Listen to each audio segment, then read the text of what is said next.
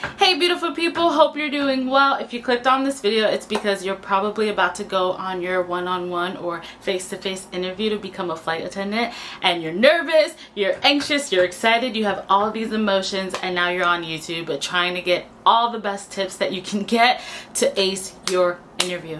And guess what? I actually took my interview today. Today is July 26th, but by the time you guys are seeing this, about a month or two has passed. About 2 months has passed. But I wanted to film this on the day of my interview so that everything is fresh in my mind and I can give you guys all the tips. Now, this video is going out because I did in fact ace my interview and I have moved forward. So thumbs up for me. It's a really exciting time in my life, and the next few weeks are going to be super exciting. But enough about me. You guys don't want to hear about that. Let's get into tips for the interview. I'm going to tell you guys what I did to answer the questions and how I formulated my answers to those questions, and then also give you tips on how you should look come the day of the interview, and actually show you what I wore because I'm actually wearing what I wore. I'll throw on my blazer when we get to that part and show you the full look. But good luck on your interview. I mean, you guys are gonna do amazing. Just remember to take a deep breath. Remember to breathe. Don't hold your breath. Just be yourself and have fun with it, honestly. So let's get into these tips. I hope you find them useful. Each airline might do it a bit differently, so I'm just gonna go according to the airline that I interviewed for. So you go in, and after registration, which took about an hour and 45 minutes, you're sitting in this big room. We were in like the cafeteria of the building, and we just sat around. Now the thing is, you don't want to just sit there and like do nothing and be closed mouthed and just look awkward, and you're just like, I don't know what to do I belong here? And then you're like, you're in your mind just thinking and thinking and thinking and overthinking and thinking some more. You don't want to do that. Just socialize. Honestly, I feel like that's going to put you at ease. You don't necessarily have to make small talk about the flight attendant position. You can just talk to them, get to know them, discuss music, discuss anything you want. Honestly, keep it appropriate because you never know who's listening. But yeah, just have a discussion, and it helps pass the time along, because if you're just sitting there antisocial, you're gonna get very bored very quickly. I also had to be there at 7 a.m. so I was pretty tired because I was too anxious to sleep the night before. So being able to talk to people, which is one of my specialties because I am a talker and I am a people person, it really helped come into play. So after that, we were broken into small groups where we did the reach test and the jump seat test. Honestly, this should be the easiest part of the interview, but believe it or not, or the process I should say, believe it or not, this is what I was most worried about, the jump seat. Not even the reach test, just the jump seat.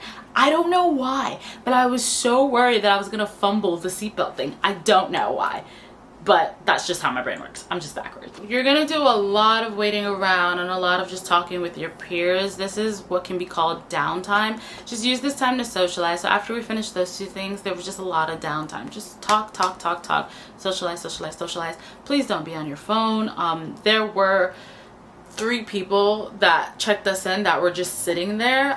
They were socializing among themselves, but I'm sure they were also just scanning the room and taking internal notes. So you just never know who's watching. Just don't pull out your phone because, like, why? So after that, there's an orientation you're gonna go through, and they basically are just telling you about whatever company it is, whatever airline it is that you are applying for. They tell you more about it, and they're all happy, and I think it's real. I don't think it was fake. I don't think it was an act. They were cool people, honestly, and it puts you more at ease. So when I was doing my own online research, there were people who said there would be a group interview, so I was expecting that. Usually if they do this, it's like they'll throw a scenario at you and you're in a small group and they want to see how you figure it out. I personally did not get put in this. We didn't do small. I don't know if they did it at all. I doubt it, but I did not get put in a small group, so I don't think they did it. So each airline is different. They could do it, they could not do it, but just be prepared to do it in case it happens for you. And so now the face-to-face interview. This is where it is your time to shine. So basically they're gonna ask you questions. Obviously they're gonna ask you the basic, tell me about yourself. Use that time to just toot your own horn a bit. I think I actually said not to toot my own horn, but, and then like said something really cool about myself, and my interviewer found it funny. So just be yourself. Don't come off as cocky because it's not cute.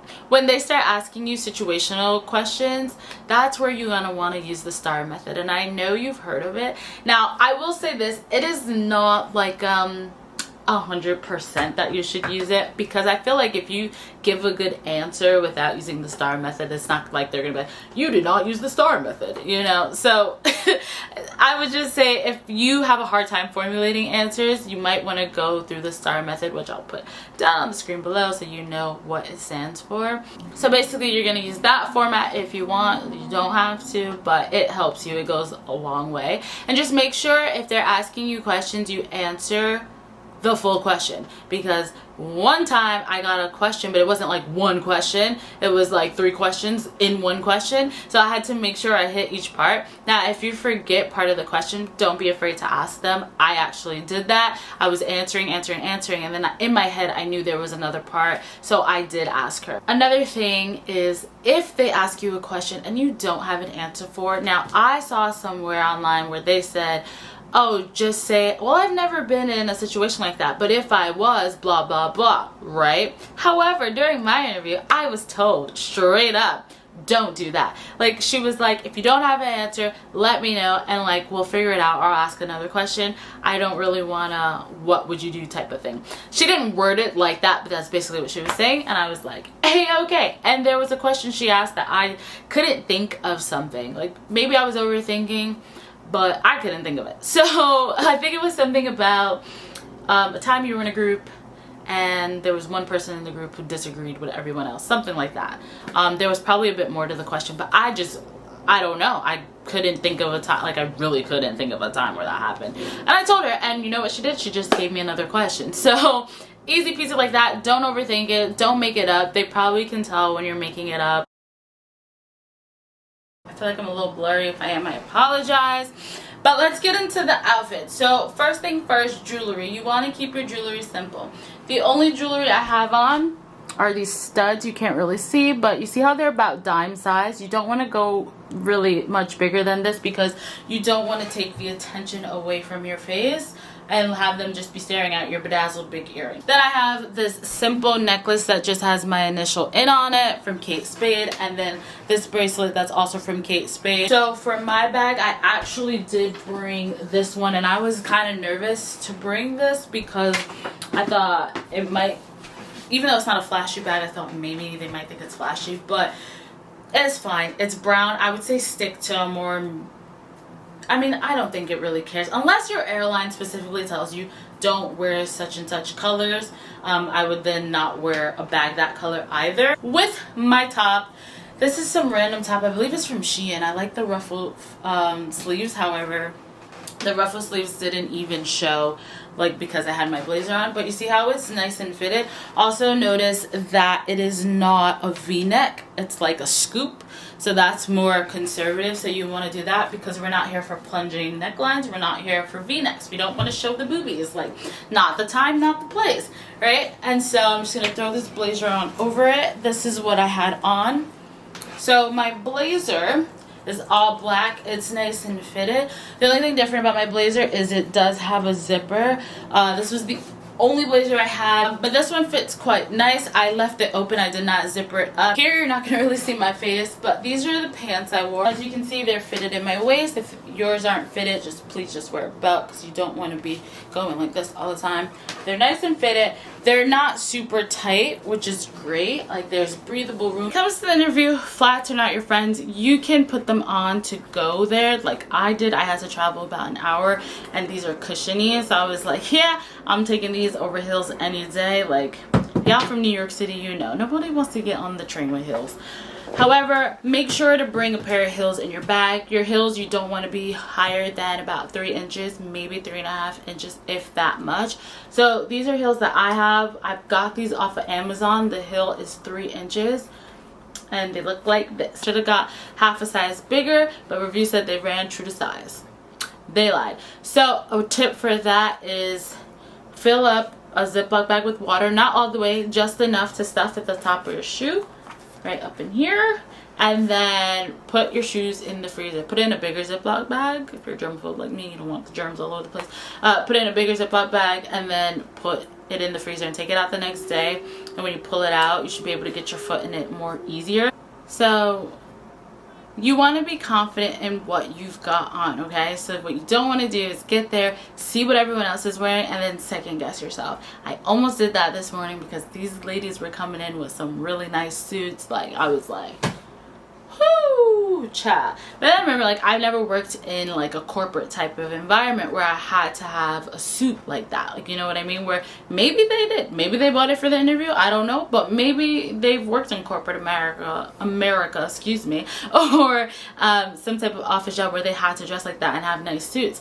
So it's like, it's different situations. Don't go in there comparing yourself to others, their shoes, their clothes to yours, their hair to yours, their makeup to yours. Like, don't do it. Some ladies wore red lipstick, but majority of the ladies did not. Once again, your airlines is going to give you a list in an email of what you have to wear or what you have to have.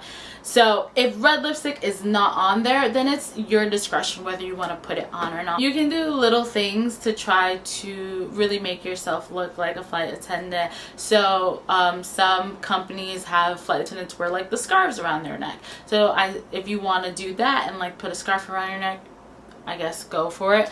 Don't wear anything too crazy though, and make sure it's going to be comfortable, not something that's going to like choke you to death. Like, you don't want that. But definitely be yourself as well. Smile, talk a lot, ask questions if you have questions. If you don't have questions, that's a-okay as well. You know, just have fun. Honestly, that's the most important thing, is have fun.